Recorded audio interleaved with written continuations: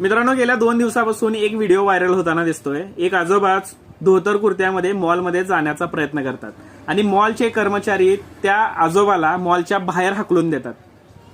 आता ही मॉलवाली जी लोक आहेत, मॉल संस्कृतीला फॉलो करणारी जी लोक आहेत, त्या लोकांची मला कीव येते. कारण मॉलमध्ये एकदा घुसताच ते माणसाला माणूस म्हणून कधी पाहतच नाहीत. जर तुम्ही पारंपरिक वेशामध्ये असाल तर तो माणूसच नाही या दृष्टिकोनातूनच ते पाहतात आणि त्याच्या विरुद्ध जर एखादा माणूस सुटाबुटात आणि चकाचक कपडे घातलेला असेल तर हीच लोक मॉलची सर सर म्हणून तुमच्या पुढे मागे लाळ गोळत फिरतात. कारण तो तुम्हाला एक गिराईक वाटतो, तो सुद्धा माणूस वाटत नाही, तो तुमचा एक गिराईक आहे आणि त्याच्या गळ्यात एखादी वस्तू मारता येईल या उद्देशानेच तुम्हाला पाहतात.